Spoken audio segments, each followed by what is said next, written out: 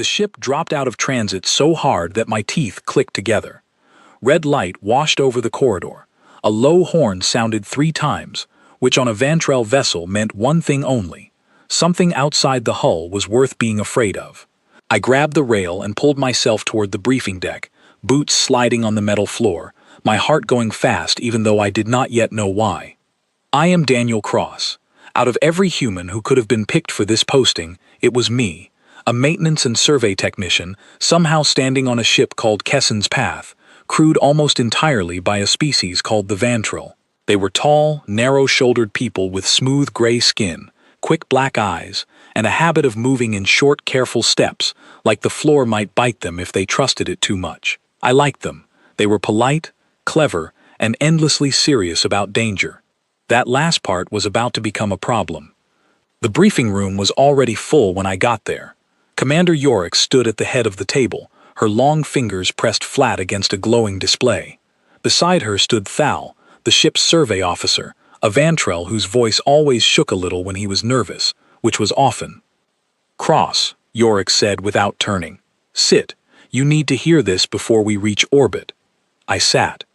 Around the table, a dozen Vantrell crew members sat very still, the way people sit when they are trying not to show fear and failing. Thal tapped the display. An image appeared. A planet, blue and green, ordinary-looking from orbit, with wide brown plains and thick forest belts running along its equator. "Vessos 9, Thal said. "Our research outpost went silent 11 days ago. No distress call. No final message. Just silence." "Could be equipment failure," I said. "It could be," Thal agreed, "except for this." The image changed. A dark shape moved across a grainy frame, caught by an automated camera at the edge of the outpost. It was low, long, built like something between a great cat and a crocodile, with a ridge of bone running down its spine and a jaw that looked like it could close around a grown man without much effort. "This is a Drask," Thal said, and his voice actually cracked on the word. "The dominant predator of Vessos 9. Apex in every sense our biologists use. No known creature on that planet challenges it. It hunts in silence. It does not stop when injured. 3 previous survey teams from other worlds have reported encounters. 2 of those teams did not report anything after that." The room stayed quiet. Somewhere down the table, a young crewman named Oren swallowed hard enough that I heard it. "We believe the outpost crew encountered this animal," Yorick said. "You are being assigned to the recovery team, Cross, because your skill set includes wilderness survival, which none of the rest of us have. I want you to understand exactly what we are asking you to walk into." Thal leaned forward, his black eyes fixed on me like he was trying to press the seriousness of his next words directly into my skull. "This is not a threat you reason with," he said. "This is not a threat you outsmart with clever tools. This is an apex predator, Cross, a true alpha. Do you understand what that word means? And here is where I made my mistake, if you want to call it that." I laughed. Not a big laugh, not mocking. Just a short breath of air through my nose, the kind of sound you make when someone tells you water is wet. But in a room full of Vantrell, who had spent the last 10 minutes working themselves into careful, controlled dread, that small sound landed like a dropped plate. Every head turned toward me. "Something amusing about this, Cross?" Yorick asked. Her tone was flat, but her eyes had gone sharp. "No," I said, and then, because honesty seemed like the better road, "Well, a little." Thal's mouth opened and closed. "A little," he repeated. "I have just shown you an animal capable of ending an armed survey team without leaving evidence, and you find that a little amusing." "I find the word alpha amusing," I said. "That's all. No offense meant." "Explain," Yorick said. It was not a request. I looked around the table. 12 pairs of dark eyes stared back at me, waiting, and for a second I felt the old, familiar gap between my species and every other one I had met. Not a gap in intelligence, not a gap in courage either, because the Vantrell were plenty brave in their own careful, calculated way. It was a gap in what fear was built out of. Their fear was clean and rational, built entirely from evidence and threat assessment. Mine, apparently, was built from something else, something older, Where I'm from, I said slowly, we don't really have one alpha predator. We've got dozens, maybe hundreds, if you count the ones that only kill you if you're being careless. Thal blinked. Dozens of apex predators, on one world, simultaneously active. Give or take, I said, and your species has not been exterminated by this. Not yet, I said, and I meant it as a joke, but nobody at the table laughed. In fact, the temperature in the room seemed to drop a degree. Yorix folded her hands. You are telling me your homeworld hosts multiple apex predator species, and your people simply live alongside them. More or less, I said. We build fences sometimes. Mostly we just pay attention. Pay attention, Thal repeated, like the words tasted strange. That's the trick, I said. You don't have to outrun the thing. You just have to know it's there before it decides you're interesting. The room went quiet again, but it was a different kind of quiet now. Less afraid, more curious, in the way people get curious right before they ask a question they are not sure they want the answer to. It was Oren, the young crewman near the end of the table, who finally asked it. He leaned forward, his narrow shoulders tight, with a kind of nervous fascination, and he said the thing that would follow me around this ship for the rest of the mission. Cross, he said. Forgive me if this question is inappropriate, but when you say your people pay attention to these predators, have you yourself ever encountered one? Personally.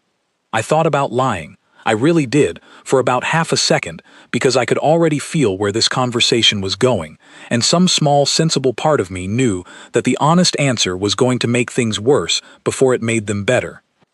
But I have never been very good at lying to a room full of serious faces. Encountered? Sure, I said. A few times. Thal's whole body went rigid. A few times, and you are alive to describe it to us. I mean, obviously, I said. I'm sitting right here. How? He said. Just that. One word, like he genuinely could not build the rest of the sentence around it. I shrugged, and I want to be clear that I was not trying to be dramatic. I was answering a question the same way I would answer someone asking about my weekend. Depends on the animal, I said. Some of them you avoid, some of them you scare off, some of them, and here I paused, because I could feel Yorix and Thal and the entire table leaning in without meaning to. Some of them you eat. The silence that followed was the loudest silence I had ever heard. Yorix's fingers, which had been resting flat against the table, curled slowly into something close to a fist. Thal's mouth opened, closed, opened again. Oren looked like he had just watched someone casually mention they occasionally set fire to stars for fun. You eat them, Yorix said, very carefully, like she was checking each word before she let it out of her mouth. The apex predators of your world. You consume them. When the situation calls for it, I said, sure. Which one? Thal said suddenly, his voice climbing half an octave. Which apex predator have you personally eaten? And I looked at him, at his wide black eyes, and his rigid, careful posture, and his complete inability to process the idea that danger and dinner could ever occupy the same sentence. And something in me, some old human instinct toward mischief, decided the question deserved a real answer. Which one? I repeated, and I let a slow grin spread across my face, the kind of grin that had gotten me in trouble more than once back home. You're going to want to sit down for this one, Thal. It's kind of a list. The horn sounded again outside, 3 short blasts, the ship settling into orbit around Vessos 9, and somewhere far below us, in the tall grass and dark forest of a planet that thought it owned the concept of fear, something ancient and patient lifted its head and caught the scent of new visitors on the wind.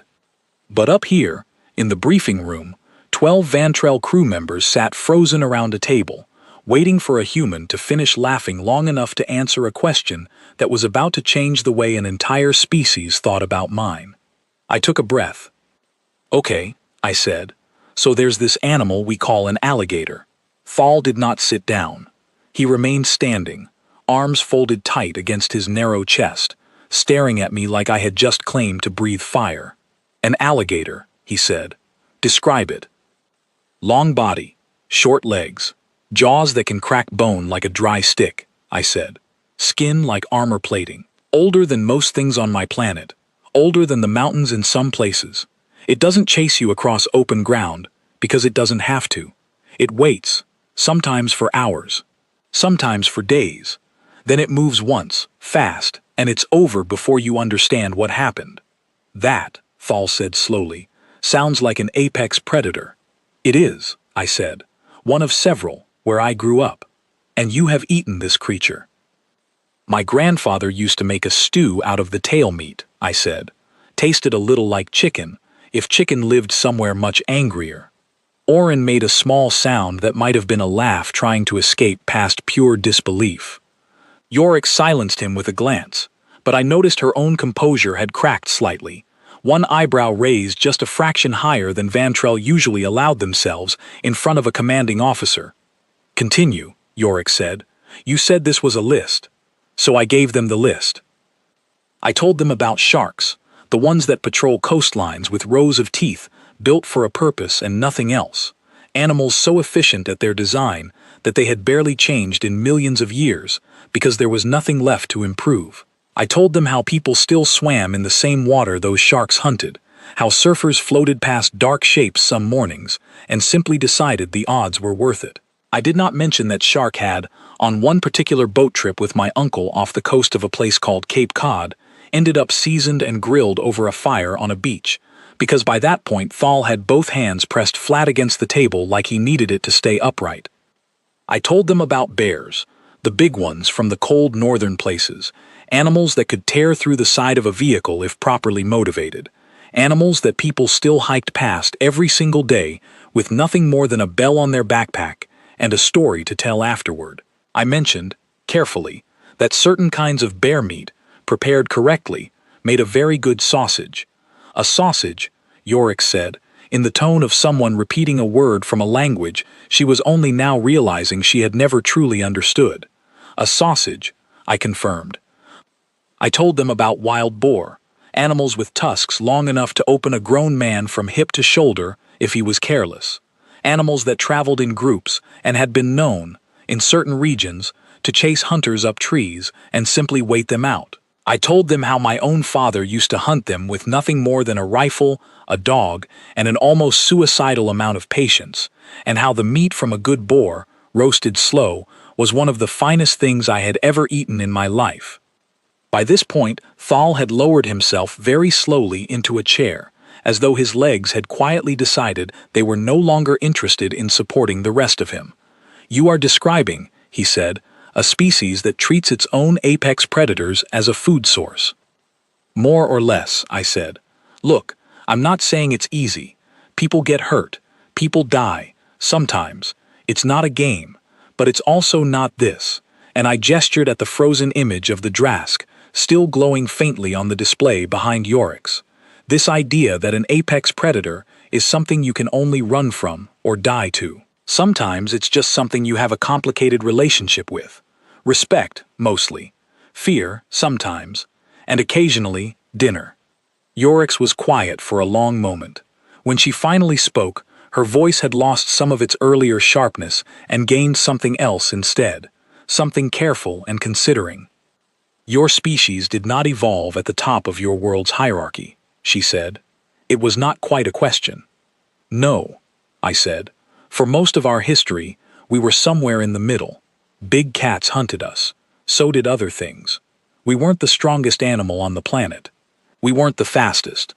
We weren't the ones with the teeth or the claws or the venom. Then how, Oren asked quietly, did you end up here, on a ship, speaking to us? I thought about that question for a second, because it was actually a good one, better than he probably realized.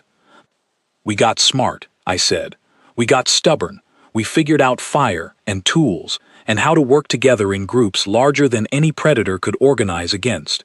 And somewhere along the way, the things that used to hunt us became the things we occasionally hunted back, not because we stopped being afraid of them. We're still afraid of them. Ask anyone who's ever stood 10 feet from a bear whether their heart was calm. But fear, for humans, was never the same as helplessness. We learned to live next to the things that could kill us. Sometimes that meant avoiding them. Sometimes it meant eating them instead. The room sat with that for a while. Nobody spoke. Thal stared at the table like it had personally betrayed him. Yorick's eyes moved slowly around the room, checking the reactions of her crew, and I saw something shift behind her expression, some recalibration happening that I did not fully understand yet. Finally she straightened, and her voice returned to its usual crisp, commanding tone, though something underneath it had changed. "The recovery mission proceeds as planned," she said. "Cross, given your species' apparent history with predatory wildlife, I am adjusting the ground team roster. You will lead the survival component of the landing party." "Commander," Thal said, and for the first time all meeting, he sounded less afraid and more concerned, in an entirely different way. "With respect, Cross has never encountered a Drask specifically. His experience, however impressive, is with his own world's predators. This is a different animal, on a different planet, with different capabilities we do not fully understand." "Noted," Yorick said, "which is exactly why he will be paired with our most experienced field officer, Sela." A Vantrell near the back of the table straightened. I had seen her before in passing, a lean, quiet crew member with pale gray markings along her jaw that the others did not have, and eyes that studied everything around her like she was memorizing it for later use. She had not spoken once during the entire meeting, but she had been watching me the whole time, I realized, with an attention that felt different from the others. Less afraid, more curious. "Understood, Commander," Sela said. Her voice was quieter than Thal's, steadier. "The outpost went silent 11 days ago," Yorick continued. "We are not just recovering data. There is a chance, small but real, that some of the outpost crew survived. Every hour we delay reduces that chance further. The landing party departs in 2 hours." The meeting broke apart after that, crew members filing out in twos and threes, murmuring to each other in low voices. I caught fragments as they passed. Words like "consumes" and "unbelievable" and "did you hear what he said about the sausage?" I tried not to grin too openly. It felt rude given the circumstances, but some small petty part of me was enjoying this more than I probably should have. Sela found me at the edge of the corridor as the room emptied. She studied me for a moment with those sharp, careful eyes. "You are not afraid," she said. It was not really a question, but I answered it like one anyway. "I am afraid," I said. "I'm just not only afraid, there's a difference." "Explain the difference." "Fear tells you something is dangerous," I said. "It doesn't tell you that you can't handle it. Those are two different pieces of information, and most people mix them up." Sela considered that for a long moment, her head tilting slightly to one side, in a way I had learned meant she was filing something away carefully for later use. "I have served on 6 survey missions," she said. "I have seen creatures that ended experienced hunters in under a second. I have seen soldiers with better weapons than anything you carry freeze completely when a true apex predator turned its attention toward them. Confidence does not stop teeth, Cross." "No," I agreed, "but panic makes teeth a lot more likely to find you. There's a difference between being calm because you think nothing can hurt you and being calm because you've decided panic isn't going to help you survive the next 30 seconds. I'm the second kind." She studied me a moment longer, and something in her expression shifted, not quite a smile, because I was not sure Vantrell faces made that particular shape, but something close to it. "We will see," she said, "which kind keeps you alive on Vessos 9. 2 hours later, I stood in the shuttle bay, checking equipment I had checked twice already, because my hands needed something to do. The shuttle itself was small, built for 6, its hull scarred from previous drops onto rougher worlds than this one. Thal was there, pale and tense, along with 2 armed Vantrell soldiers whose names I had not yet learned, their weapons checked and rechecked, with the same nervous energy Thal carried in every movement. Sela stood near the loading ramp, calm in a way that made the rest of the party look even more anxious by comparison. "Final scan before departure," Thal announced, his voice tight. The display above the ramp flickered to life, showing the outpost's last known location, a small cluster of structures at the edge of a forest belt that stretched for what looked like hundreds of miles in every direction. The image sharpened, and there, at the very edge of the frame, half hidden by long grass, was a shape, low, long, patient, watching the outpost the same way it had probably been watching it for the last 11 days. Nobody in the shuttle bay said anything for a moment. Then Thal cleared his throat, and his voice, when it came, was smaller than I had heard it all day. "It appears our guest has not left the area," he said. I looked at the shape on the screen, at the low ridge of bone along its spine, at the patient stillness of something that had clearly decided this particular stretch of ground belonged to it now. "Good," I said, mostly to myself, because some old familiar part of my brain, the part that had grown up walking careful paths through places that did not belong entirely to humans, had already started paying attention in the way I had been taught to pay attention my whole life. "Let's go meet the neighbors."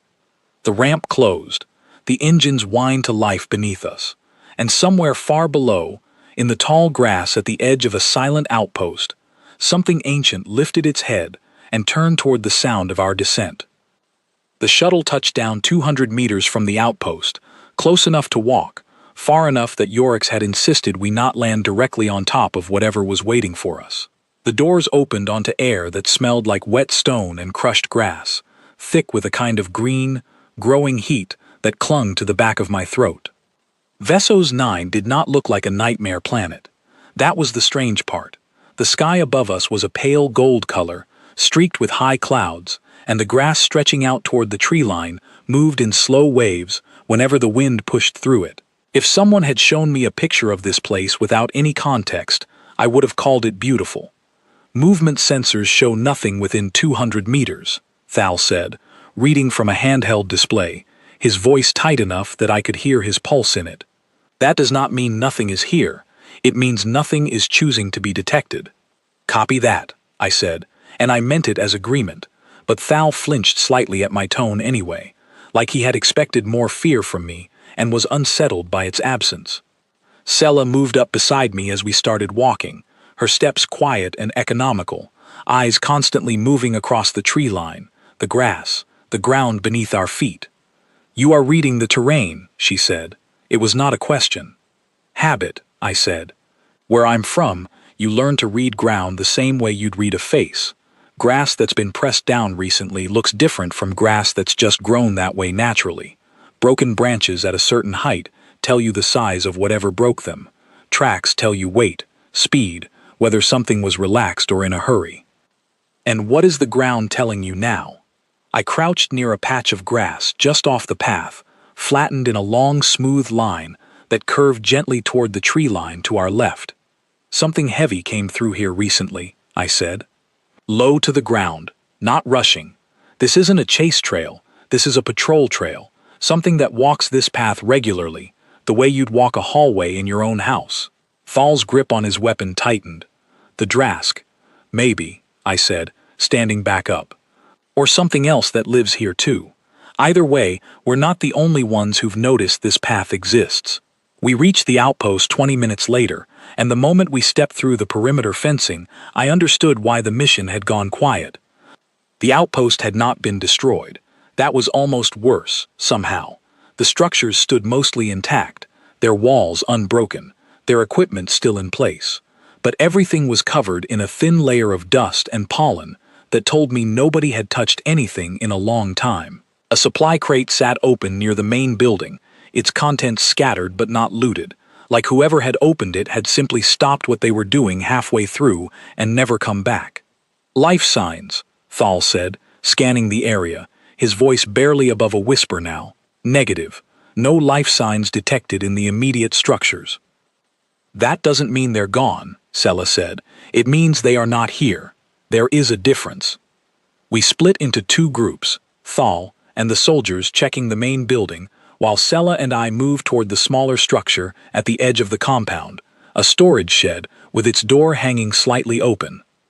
Inside, I found a logbook, its pages slightly warped by moisture, the last entry written in a hand that had gotten progressively less steady with each line.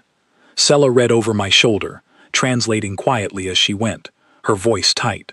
"They stopped seeing it after the first week," she said. "Then it started leaving marks, territory marks, close to the fence line.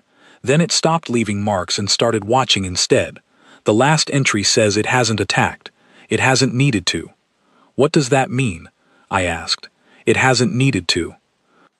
Sella looked up from the logbook, and for the first time since I had met her, I saw something close to real unease cross her face.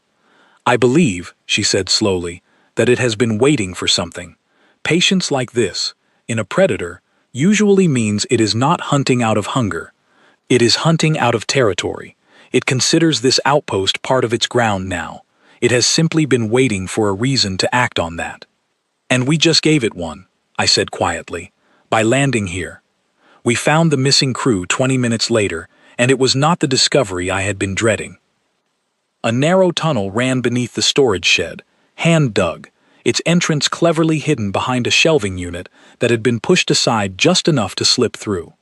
Sella found it first, her sharp eyes catching a groove worn into the floor that did not match the rest of the room. Inside, in a small reinforced chamber that must have originally been a supply cellar, we found 4 members of the outpost crew, thin, exhausted, and very much alive. They had been rationing supplies and taking turns keeping watch through a narrow gap in the wall for 11 days, waiting for a rescue they had almost stopped believing would come. Their leader, a Vantrell named Corin, gripped my arm hard enough to bruise when Sella explained who I was and why I had been brought along. "It is still out there," Corin said, his voice hoarse from disuse. "It knows this ground now. It will not leave simply because more of us have arrived. If anything, it may see this as more territory to reclaim." "How many times has it approached the shed directly?" I asked. "Twice," Corin said. "Both times at dusk. Both times it retreated when the lights activated. We believe it dislikes bright, sudden light, though we cannot be certain." I filed that piece of information away carefully, the same way I would have filed away a piece of information about a bear's relationship with loud noise, or a wolf's relationship with fire. Every predator had a pattern. Every pattern had a gap you could work with, if you were patient enough to find it. We got the survivors moving toward the shuttle an hour later, moving slow and careful, Corin and his crew leaning heavily on Thal's soldiers as we crossed the open ground between the outpost and the landing site. The gold sky above us had begun sliding toward a deeper orange, the long shadows of the tree line stretching further across the grass with every passing minute. "Dusk," Sella said quietly, glancing at the sky. "If Corin's information is accurate, this is when it has approached before." "Then we keep moving," I said, "and we don't run." Thal, walking just ahead of us, with one arm braced under a survivor's shoulder, turned his head sharply. "You want us to walk calmly toward a shuttle, while an apex predator, that has been stalking this outpost for 11 days, considers approaching us at its preferred hunting time." "I want us to not look like something worth chasing," I said. "Running triggers a chase response in almost every predator I've ever dealt with. It doesn't matter what planet you're on. Fast, panicked movement says prey. Steady movement says something the animal has to think about first." "You are asking us to gamble our lives on a theory built from creatures on an entirely different world," Thal said, his voice rising. "I'm asking you to trust that patterns don't change just because the species does," I said. "Fear behaves the same way everywhere I've ever been. So does confidence. Keep moving. Keep the group tight. Don't look at the tree line like it's the only thing that matters, because that's exactly what a predator watching from that tree line wants to see." We kept moving. The tree line to our left, the same one whose shadows had stretched wide and long across the grass, held perfectly still for almost 10 full minutes as we crossed the field. And then, exactly where the shadows were thickest, something shifted. It did not charge. That was the first thing I noticed, and it was the detail that told me everything I needed to know about how dangerous this animal actually was. It did not need to charge. It simply stepped, once, out of the tree line and into the long grass, low and silent, its bone-ridged spine catching the last orange light of the setting sun, and it watched us the way I had watched deer trails back home, patient and entirely unhurried, because it already understood that it did not need to rush anything. Behind me, I heard Thal's breath catch. One of the survivors made a small, strangled sound. Corin's grip on the soldier helping him tightened until his knuckles went pale. "Do not run," I said, low and even, loud enough for the whole group to hear, but pitched to sound calm, rather than urgent. Slow. Steady. Keep walking toward the shuttle. Do not turn your back on it completely, but do not stare at it either. Watching too hard reads the same as a challenge to something like this. You are certain of this, Sella said quietly, her eyes never leaving the shape in the grass. No, I said honestly, but I'm certain that stopping or running are both worse options, so we go with the one I actually understand something about. The Drask matched our pace, drifting along the tree line parallel to our path, close enough that I could make out the slow rise and fall of its ribs, the deliberate way its head tracked our movement without ever quite pointing directly at us. It was testing something, I realized, testing whether we would break formation, testing whether fear would win out over whatever discipline was holding this strange, slow-moving group together. I thought about every hike I had ever taken as a kid, every warning my grandfather had given me about moving through gator country, every lesson about how the animals that could hurt you the most were rarely the ones that attacked without reason. Most predators, on any world, were not looking for a fight.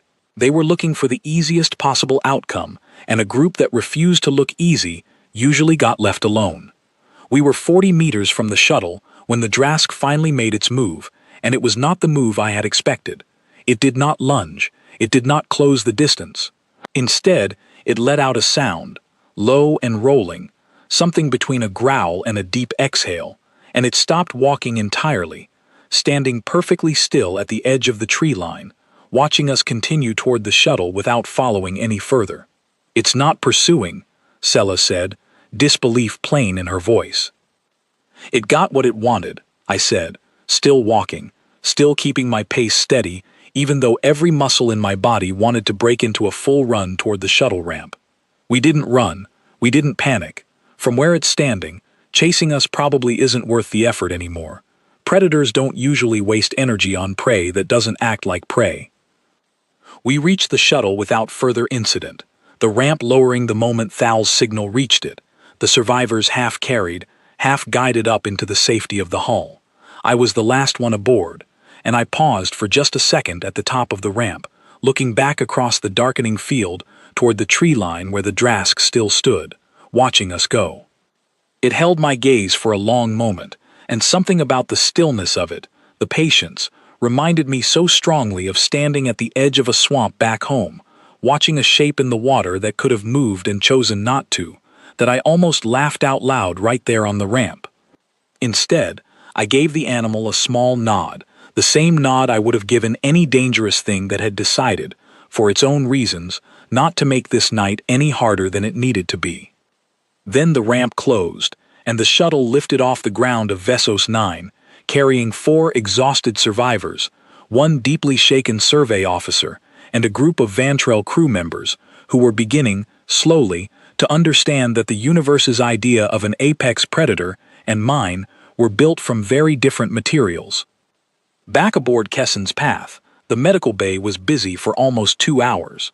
Corin and his crew hooked up to monitors while ship's medics checked them over, murmuring softly in the careful, clinical tone medical staff use everywhere in the galaxy, apparently, regardless of species. I sat outside in the corridor with Sella, both of us still dusty from the field, and for a while, neither of us said anything at all. It was Sella who finally broke the silence. "You knew it would not chase us," she said, "before we crossed that field. You already believed it." "I hoped," I said. "There's a difference between knowing and hoping, and I want to be honest with you about which one I actually had. You did not act like a man who was hoping. You learned not to," I said. "Panic is contagious. If I'd let my voice shake out there, the whole group would have felt it, and a scared group moves wrong, moves fast, looks exactly like prey, so you make your voice sound certain even when your stomach isn't cooperating." Sella studied me for a long moment, her head tilted in that considering way she had. "This is a skill your species has developed specifically." "More or less," I said. "We didn't always have the sharpest claws or the thickest hide. What we had was each other, and the ability to hold it together long enough to think our way through something instead of just reacting to it. That's most of what kept us alive long enough to build ships like this one." Thal found us there a short while later, looking better than he had on the surface but still carrying a kind of stunned exhaustion in the way he moved. He lowered himself into the seat across from us without asking permission, which for Thal was practically an act of collapse. "I owe you an apology, Cross," he said. "You don't," I said. "I do," he insisted. "I dismissed your composure earlier as either ignorance or foolishness. I have reviewed the footage from the field twice now. What you did out there was neither. It was, I believe, exactly the skill you claim to have, reading the animal's intentions, managing the group's behavior to influence the outcome. This is not something we teach in Vantrell field training. We teach evasion. We teach retreat. We do not teach engagement of this kind, because we have never believed it was survivable." "It's not always survivable," I said honestly. "I got lucky today. That thing could have decided differently, and if it had, walking calmly instead of running wouldn't have saved anybody. I want to be clear about that, because I don't want you walking away from this thinking I found some trick that beats every predator in every situation. I didn't. I just made a bet based on patterns I understood, and this time the bet paid off." "And if it had not paid off," Thal asked quietly, "then at least we'd have gone down doing something other than panicking," I said. "That's not nothing, even if it's not a guarantee." Thal absorbed that for a moment, then leaned back slightly, his sharp black eyes studying me with an expression I hadn't seen from him before, something closer to genuine curiosity than fear. "Tell me something, Cross," he said. "When you described eating these creatures, the alligator, the boar, the shark, I confess I assumed you were exaggerating or speaking in some kind of metaphor I did not understand, but watching you today, I no longer believe that." "I wasn't exaggerating," I said. "Then explain it to me properly," Thal said. "Not the food itself, the mindset. How does a species come to view its most dangerous animals as something to be consumed, rather than something to be feared and avoided entirely?" I thought about that question for a long moment, because it deserved a real answer and not just another joke. "It's not that we stopped fearing them," I said. "We still do, every single time. But somewhere along the way, we learned that fear and control weren't opposites. You could be afraid of something and still understand it well enough to take away some of its advantage. A gator's dangerous in open water, moving fast, using surprise. Take away the surprise, and you've taken away most of what makes it frightening. Same with almost everything else. The scariest version of any predator is the one you don't understand yet. Once you understand it, some of that fear turns into something else. Respect, mostly. Sometimes into a recipe." Thal actually let out something that might have been a laugh, short and surprised, like it had escaped before he'd decided whether to allow it. "A recipe," he repeated. "A good one, in some cases," I said. "My grandmother made an alligator gumbo that people still talk about at family gatherings, and half of them weren't even born when she was still cooking it." "This is the strangest conversation I have had in my career," Thal said, shaking his head slowly. "Get used to it," Sella said, and there was something almost warm in her voice now, a shift I hadn't heard from her before. "I suspect this will not be the last time humans make us reconsider what fear is supposed to feel like." We were interrupted by a soft chime from the corridor speaker, Yorick's voice following a moment later, calm but carrying an edge of urgency that got all three of us on our feet immediately. "Cross, Sella, Thal, report to the bridge. We have a situation." The bridge was tense when we arrived, crew members moving quickly between stations. Yorick standing at the center of it all with her arms folded, staring at a display that showed a second signal, faint and irregular, originating from somewhere further into the forest belt on Vessos 9. "A second beacon," Yorick said without preamble, "weaker than the first outpost signal, and further from our landing site. We believe it may be an earlier research team, one presumed lost nearly 3 years ago. The signal only activated in the last hour." 3 years, Thal said, disbelief plain in his voice. "You believe there are survivors from a mission 3 years old? I believe we do not know, and that not knowing is unacceptable," Yorick said. "Cross, given today's outcome, I am requesting your participation in a second landing, this time deeper into Drask territory than we have previously attempted. I want to be honest with you about the increased risk before I ask this of you." I looked at the display, at the faint pulsing signal buried deep in unfamiliar forest, and I thought about every story I had ever heard about people who went looking for someone lost and came back changed by what they found, one way or another. "What's the terrain like where the signal's coming from?" I asked. "Dense forest," Yorick said. "Significantly more cover than the open ground surrounding the outpost. Multiple territorial markings detected by our earlier scans, suggesting this region may in fact be closer to the Drask's actual den site rather than the edge of its hunting range. So we'd be walking straight into its living room instead of its front yard," I said. "That is an accurate way of putting it, yes," Yorick said. I glanced at Sella, who met my eyes steadily, and at Thal, whose earlier fear had settled into something quieter and more considered, the look of a man recalculating everything he thought he understood about risk. "Different terrain means different rules," I said slowly. "Open ground, you can read body language from a distance, use pace and posture the way we did today. Dense forest changes that completely. You lose visibility, which means you lose most of the advantages we use today. It also means the animal loses some of its advantages too. It can't watch us from a distance the same way. Everything gets closer, faster, and a lot less predictable." "Are you saying this cannot be done?" Yorick asked. "I'm saying it's a different kind of dangerous," I said. "And if there's any chance there are people alive out there who've survived 3 years on this planet, I think it's worth finding out exactly how dangerous." Yorick held my gaze for a long moment, and something in her expression, some careful, calculating weight behind her dark eyes, seemed to settle into a decision. "Then we leave within the hour," she said. "And Cross, I want you to understand that I am not simply relying on your species' history with dangerous animals to guide this decision. I am relying on the fact that today, faced with something none of my own crew members had a framework for handling, you provided one. That is worth more to me right now than any weapon on this ship." "No pressure," I muttered, and beside me, Sella made a sound that was almost a laugh. "Welcome to serving alongside humans," she said quietly.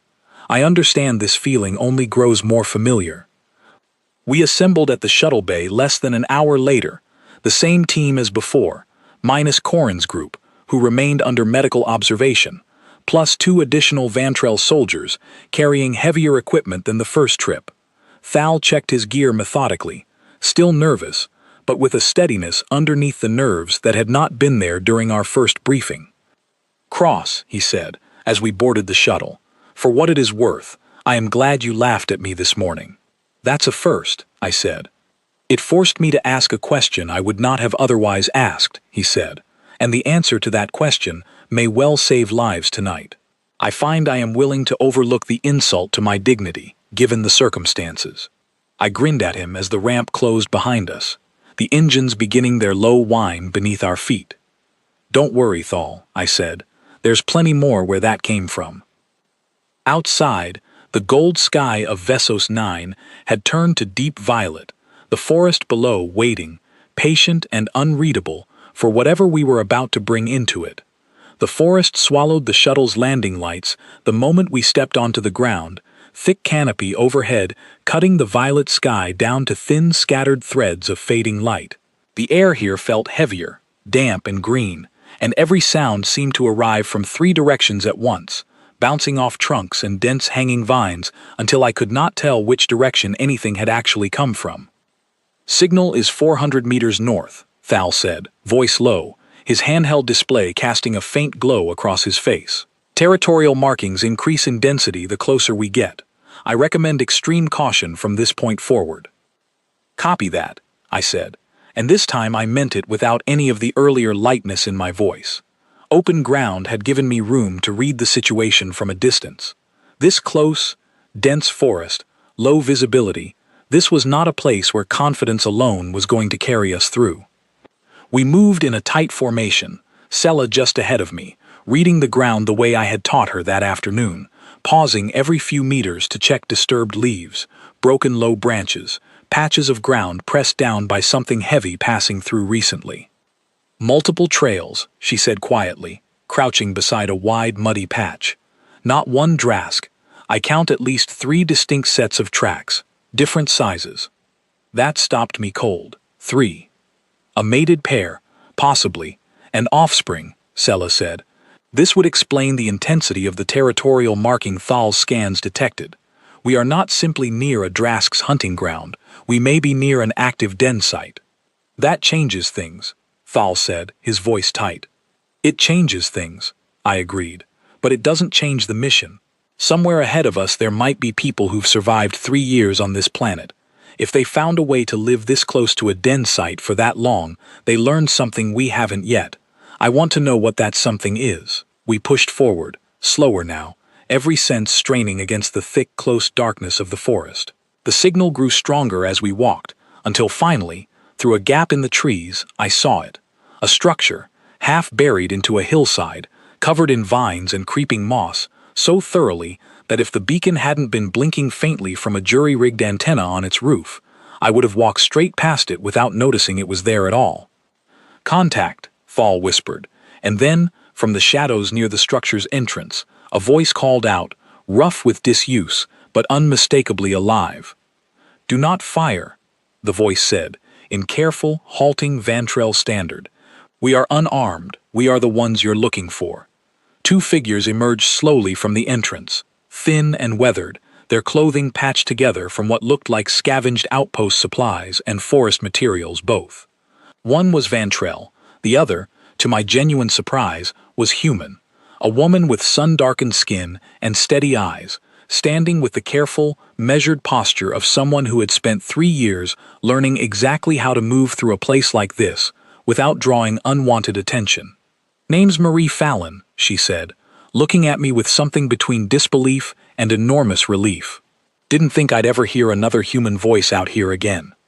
"Daniel Cross," I said. "Didn't think I'd find one either." Marie's story came out slowly over the next 20 minutes, told in a low, careful voice, while Thal's team secured the perimeter around the hidden structure. Her original survey team had crashed here 3 years earlier, most of the crew lost in the initial impact. The survivors, herself and a handful of Vantrell researchers, forced to build a life out of whatever they could scavenge from the wreckage. "We figured out the Drask early," she said, "or we figured out enough anyway. They're territorial, not senselessly aggressive. You learn their boundaries, you respect them, you don't run when you see one, and mostly, they leave you alone, mostly." "Sounds familiar," I said, glancing at Sella, who returned the look with something that might have been a small private smile. "We built this place right at the edge of their den range on purpose," Marie continued. "Sounds backward, I know, but other predators on this planet, smaller ones, more aggressive, they avoid Drask territory entirely. Living close to the biggest, scariest thing in the forest meant everything else left us alone." "You used the apex predator as a shield," I said, and something in that idea settled into place in my chest with a kind of satisfaction I hadn't expected. "Didn't have much choice," Marie said. "But yeah, that's about the size of it." We were preparing to move the survivors back toward the shuttle when the forest around us went suddenly, completely still, the constant low hum of insects and distant calls cutting off all at once, like someone had reached out and switched off the entire world. "That's not good," Marie said quietly, her eyes scanning the tree line. Sella's hand went to her weapon. Thal's soldiers tightened formation instinctively around the survivors, and from the darkness beyond the hidden structure, low and rolling, came the same sound I had heard on open ground earlier that day, except this time there were 2 distinct voices calling to each other through the trees, deep and resonant, echoing between the trunks in a way that made it impossible to tell exactly how close either of them actually was. "The pair," Sella said quietly. "They know we're here." "They've known we're here since we crossed into their territory," Marie said. "This is different. This is a warning call."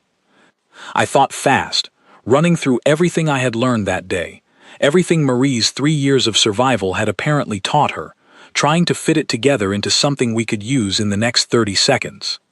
"Marie," I said, "in 3 years, have you ever seen them actually approach the den structure directly?"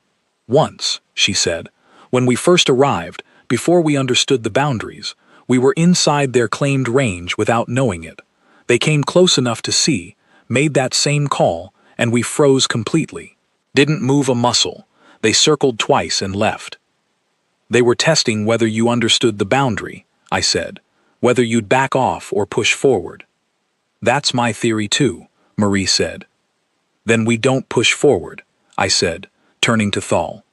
"We move the group back the way we came, slow and steady, same as this afternoon. We're not challenging their den. We came, we found what we were looking for, and now we're leaving. If that's the message they're testing for, we give it to them clearly." Thal did not hesitate this time, the earlier fear in his voice replaced by something steadier, something that had learned to trust the pattern even in unfamiliar terrain. "You heard him," Thal said to his soldiers. "Formation, slow retreat, north face first, weapons lowered but ready. Nobody runs."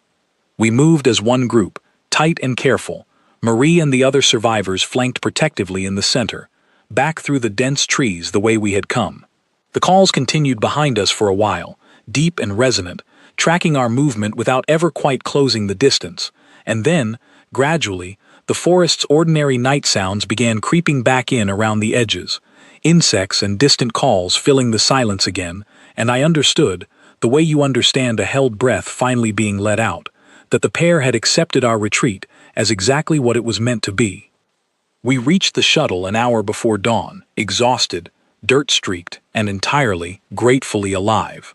Marie sat beside me for the flight back up to Kessen's path, quiet for a long while, watching the violet sky of Vessos 9 shrink beneath us through the small viewport. 3 years, she said eventually. 3 years. I told myself if I ever got off this rock, I'd never think about that place again. And now? She was quiet for a moment, then smiled slightly. "Now I think I understand why you laughed at Thal's briefing. Somebody told me once, back home, that fear works best when it teaches you something instead of just stopping you cold. This planet taught me plenty. I imagine I'll be grateful for that, eventually, once I've slept for about a week straight." Word of the mission spread through Kessen's path, faster than any official report could have carried it. By the time we docked, the corridors were full of crew members finding excuses to walk past the shuttle bay, murmuring to each other, glancing at me with expressions I was slowly learning to recognize as a specific mixture of alarm and fascination. Yorix met us personally at the landing bay, her sharp eyes moving over the returning group, lingering on Marie and the Vantrell survivor beside her with clear relief. 3 years, she said quietly, echoing Marie's own words from earlier. "I did not expect this outcome, Cross. I want to be honest with you about that." "Neither did I admitted. "Got lucky, had good information, and had someone out there who'd already figured out the rules before we ever showed up." "Do not diminish your role in this," Yorix said. "My crew does not have a framework for approaching apex predators the way you do. Today, you gave them one. I suspect that framework will outlast this single mission." Over the following days, the story of the landing party circulated through every level of the ship, gaining small embellishments each time it was retold, until by the end of the week, I was fairly sure at least one version of events had me personally sharing a meal with the Drask pair, before politely excusing myself. I did not correct most of these versions. Some things were more fun, left slightly exaggerated. Thal found me in the mess hall a few days later, sliding into the seat across from me with a small data pad in hand. "I have been reviewing historical records," he said. "Other species who have encountered your people in the wider systems. There is a pattern, Cross, a consistent one." "What kind of pattern?" I asked, already grinning slightly, because I had a feeling I knew where this was going. "Reports of humans treating apparently dangerous wildlife with what other species describe as, and I am reading directly here, unreasonable calm," Thal said. "There are at least 4 separate incident reports involving different survey teams from different worlds, all describing the same basic event. A local apex predator is identified. Humans present express minimal alarm. Humans present are later found to have some prior personal history involving the same general category of creature." "Sounds about right," I said. "I confess," Thal said, setting the datapad down, "that I no longer know whether to be reassured or deeply unsettled by your species." "Both," I said. "That's usually the correct reaction." Sella joined us a moment later, sliding into the seat beside Thal, with the same quiet economy of movement she brought to everything she did. She had, over the last several days, developed a habit of seeking me out during meal breaks, usually with some new question about Earth's wildlife, that she clearly found both alarming and fascinating in equal measure. "I have a question," she said. "Of course you do," I said. "The reports Thal mentions, other incidents involving your species, and dangerous wildlife on other worlds." She paused, her dark eyes fixed on me with that same careful, considering attention I had noticed from our very first meeting. "Is there a pattern to which predators humans choose to remain calm around, and which ones still frighten you?" I thought about that question for a long moment, turning it over honestly, because it deserved a real answer. "Mostly it comes down to whether we understand something," I said. "The scariest thing in any given situation is usually the thing you don't have a framework for yet. Give a person enough time, enough patience, enough willingness to actually study the animal instead of just running from the idea of it, and eventually most fears turn into something workable. Not gone, just workable." "And if you have never encountered the creature before at all?" Sela asked. "As with the Drask, as with anything you might meet after this." "Then I do what I did with the Drask," I said. "I pay attention. I look for the patterns underneath the fear. And I figure it'll probably work out, right up until the moment it doesn't." Sela considered this, then leaned back slightly, something almost like amusement settling into her expression. "That is not entirely reassuring, Cross." "Never said it was," I said, grinning. "Just said it was honest." It was 3 weeks later, on a different world entirely, that the pattern repeated itself in a way that made even Thal laugh out loud for the first time since I had known him. We had been assigned to a new survey mission, a joint operation between Kessen's Path and a neighboring science vessel from a species I had not worked with before, tall, feathered creatures called the Ilven, whose briefing officer approached me in the shuttle bay with the same grave, careful tone Thal had used weeks earlier. "Cross," the Ilven officer said, her feathers rising slightly along her shoulders, in what I had already learned was a sign of stress among her people. "Before we begin, there is something you should understand about the wildlife on this world. There exists an apex predator here, one of considerable danger, capable of ending an armed team without warning." Beside me, Thal made a small sound that might have been a cough, or might have been an attempt to hide a laugh. I looked at the Ilven officer, at her rising feathers and careful, measured warning, and I felt the same familiar grin spreading across my face that had gotten this entire strange chapter of my life started in the first place. "Which one?" I asked. "Grilled or fried?" The officer blinked, feathers rising even further, clearly confused by the question. But behind me, Thal finally let the laugh escape completely, and Sela, standing quietly at the edge of the group, shook her head slowly, with the particular, resigned fondness of someone who had long since stopped being surprised by anything humans said. "Do not ask him to clarify," Thal told the Ilven officer, still laughing. "Trust me, it is better, in the long run, if you simply let him meet the creature first, and ask your questions afterward. I promise you, whatever happens next will be more interesting than anything either of us could have predicted." The Ilven officer looked between the two of them, deeply confused, and then, slowly, back at me. "I do not understand the joke," she said. "You will," Sela said, with the quiet certainty of someone who had learned this lesson the hard way. "Given time. Humans have a habit of teaching that particular lesson themselves, whether you ask for it or not."